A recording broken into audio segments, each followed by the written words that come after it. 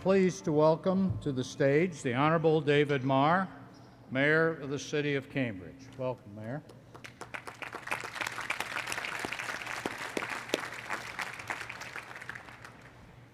And I'm equally delighted to welcome to these exercises the distinguished members of our 50th reunion class, the great class of 1960.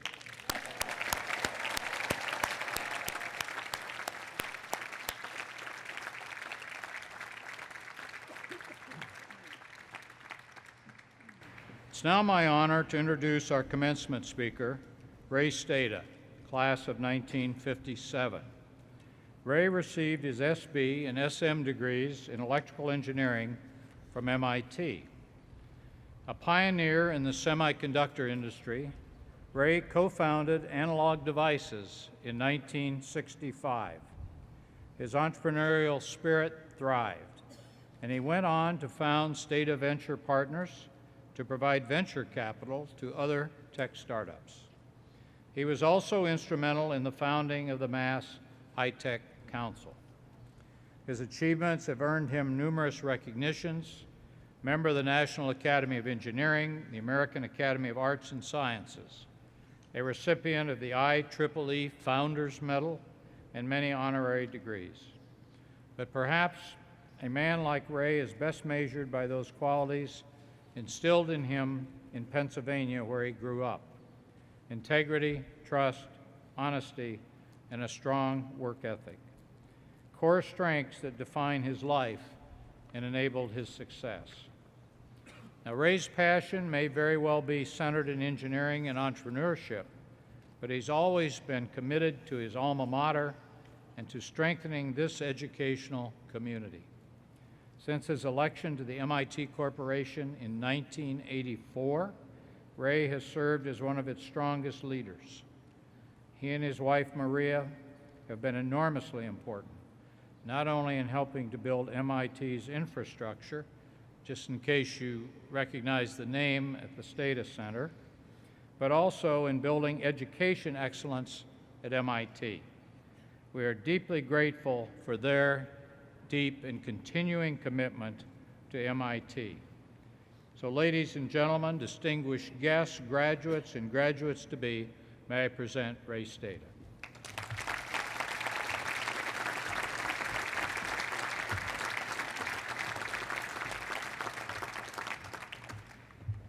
Thank you, Dana, and good morning, everyone, and congratulations. You should be brimming with pride this morning. You have earned a degree from the world's most prestigious university focused on science and engineering.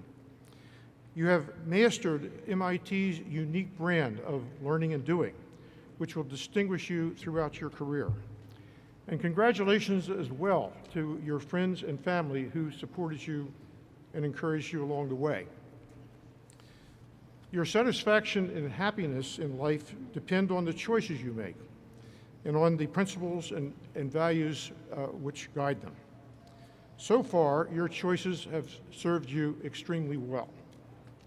As a fellow nerd, I'm honored to share with you some of my experiences and some of the principles and values which have worked well for me. As MIT graduates, we are all innovators and entrepreneurs at heart. We search for opportunities to do things better, to make things happen, and to change the world. In my case, I also had a strong desire to be in control of my destiny. So to satisfy this need, I aspired to someday start my own company. With this end in mind, shortly after graduation, I went to work for Hewlett-Packard. Hewlett-Packard for me was like a mini MBA, where I learned the basics of business. But more importantly, I learned from Hewlett-Packard that commitment to the welfare of employees and to the development of their full potential are the cornerstones on which successful companies are built. You sometimes don't know where the path you take will lead. When I was about 27, one day on Harvard Square, I bumped into Matthew Larber, an acquaintance from my students' days. Matt was looking for a roommate, so we ended up not only sharing an apartment, but also 3 years later, we together co-founded Analog Devices. Of course, we had no idea that Analog Devices would become a multi-billion-dollar company and a leader in an important segment of the semiconductor industry. We started by carving out a small niche, and then step by step, we extended our core competencies and built on our success. Analog's business strategy focused on opportunities where we could achieve and sustain leadership. Our mantra was market leadership through technical innovation. Being number one not only produces superior business results, it also engenders a sense of pride and satisfaction and stimulates your competitive instincts to stay ahead. So don't ever give up on your ambition to be the best at whatever you do. It's more rewarding, and it's also more fun. We quickly discovered that you can't be an innovative company unless you have great innovators. So at Analog, rather than sidetracking our best engineers into management, we created a parallel ladder to encourage them to continue their technical careers. We not only provided compensation that was comparable to the management track, but we also gave engineers a voice in influencing business strategy, investment decisions, organizational policies. I encouraged managers to treat engineers as full business partners. The highest rung on our technical ladder was reserved for our most distinguished engineers, who we call Analog Devices Fellows. Fellows at Analog are important people whose views are respected and valued. Don't let organizational hierarchy obscure the people who are most important to your success. Another important way to unlock innovation is to free people to do their best work. In building the organization, I found that a lot of talented people were just like me. They wanted the freedom to decide what to do and how to do it. So I shaped a culture which gave employees broad latitude to make decisions. We didn't have a lot of rules and controls. We depended more on developing people's judgment. We aligned the goals of the company and the goals of employees, and we encouraged employees to think about the company's success as a prerequisite to their own. Empowering people to make decisions and to take ownership is a powerful motivator. This was a key factor in our success. In effect, we built our market position on a culture of innovation. But then the question becomes, how do you maintain your lead? Andy Grove, the former CEO of Intel, wrote a book in which he proclaimed, "Only the paranoid survive." Beware of S-curves, because everything has life cycles: technologies, products, markets, and companies. To sustain innovation, you can't abandon your appetite for risk. When Analog Devices started, linear integrated circuits, or so-called ICs, had not yet been invented. We manufactured our operational amplifiers and converters by manually assembling discrete transistors and other components on printed circuit boards. Just 2 years after we opened our doors, the industry's first integrated circuit operational amplifiers were introduced. Our hand-tweaked amplifiers consistently outperformed these new devices, but each year they got better, and they were an order of magnitude cheaper. So I concluded that to avoid becoming a victim of our own S-curve, we had to take bold steps to learn how to design and manufacture ICs, or our success would be short-lived. Everyone, and I mean everyone, in the company disagreed. They said that integrated circuits would never meet the performance requirements of our customers, that we shouldn't risk a rapidly growing and very profitable business, that we didn't have the financial resources to compete with the large semiconductor companies. And beside that, nobody in the company knew anything about semiconductor technology. So the board said no, it was too risky. For me, the risk of inaction was even greater. So I made an offer the board couldn't refuse. I offered to personally fund a startup company to design and manufacture ICs which Analog would sell. And if this venture succeeded, Analog would have the option to acquire this company with no gain for my investment. On the other hand, if it failed, I would personally suffer the loss. Now, a lot of people thought I was very foolish, but it worked. 3 years later, Analog acquired this startup and got serious about semiconductor technology. We figured out ways to manufacture ICs that achieve performance even better than our hand-assembled products, and at a fraction of the cost. This breakthrough innovation established Analog Devices as a leader in high-performance linear integrated circuits, a position we still hold today. The point is, entrepreneurs have to be optimistic and relentless in believing that they will discover or create the missing pieces, even when they're not sure how. Courage and the capacity to take risks are fundamental to entrepreneurship. If you're not stepping outside your comfort zone to take calculated risks, chances are you will not be exploiting your full potential. You can't play it safe and win. Don't be afraid to fail or make mistakes. Chances are you'll do this many times. And failure is not always bad. In fact, people don't really learn by doing things right. They learn by making mistakes and then reflecting on what went wrong. My wife, Maria, says that I'm frequently wrong but never in doubt.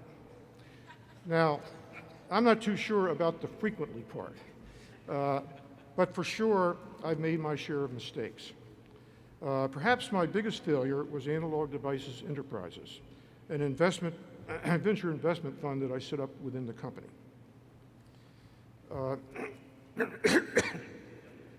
Now, nothing came of it.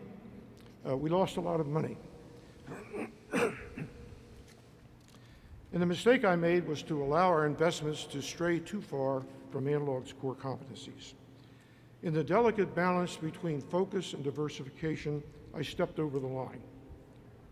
I certainly learned a lot from that experience.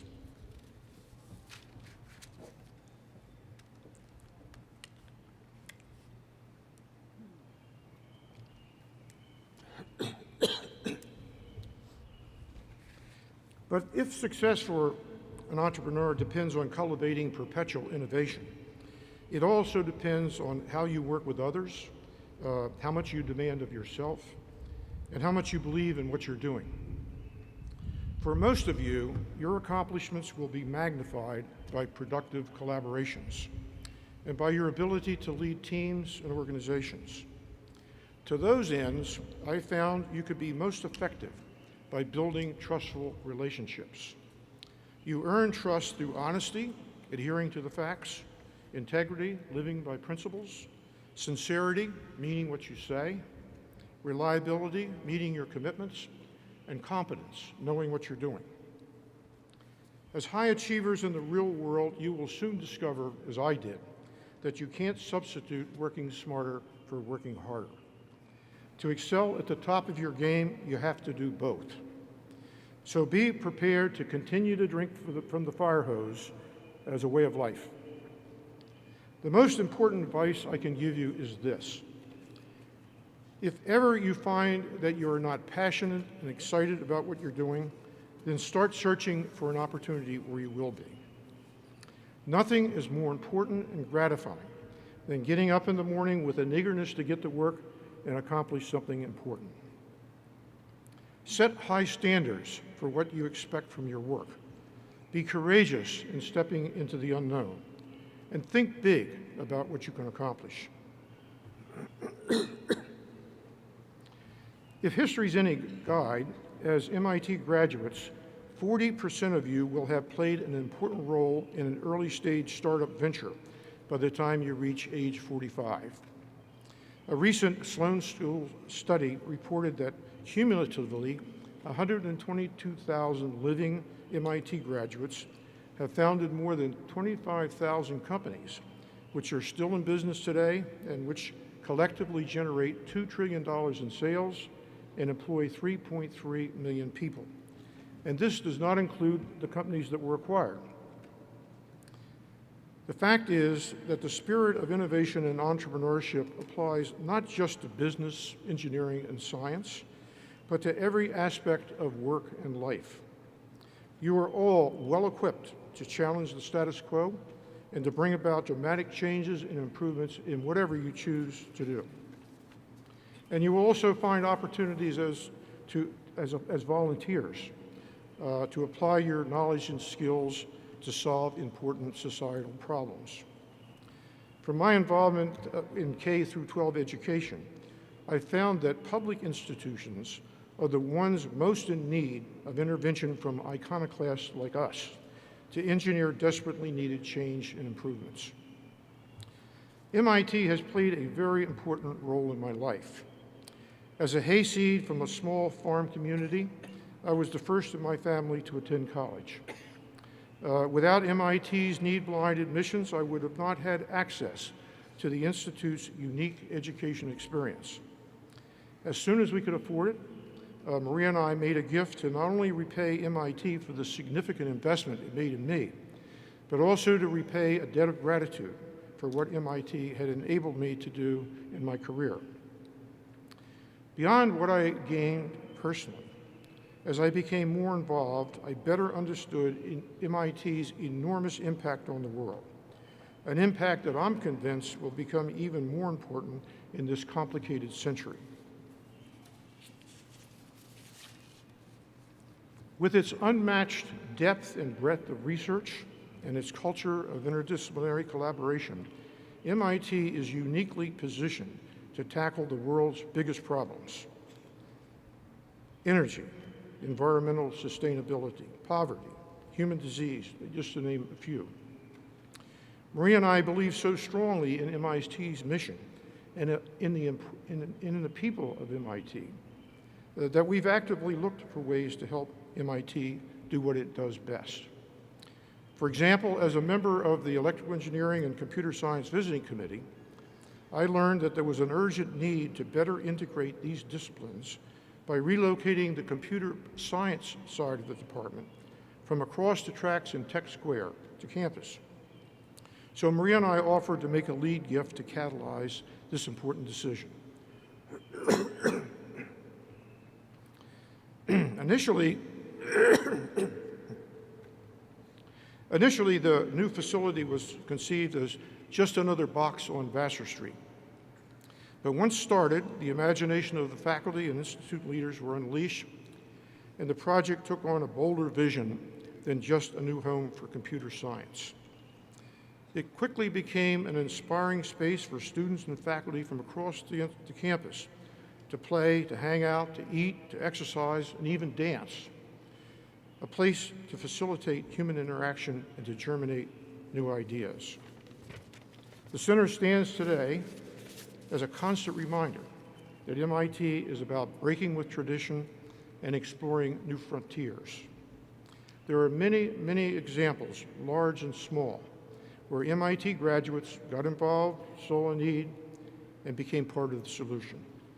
So I urge you to stay involved with MIT, to search for ways where you can make a difference, and when your time comes, to give back.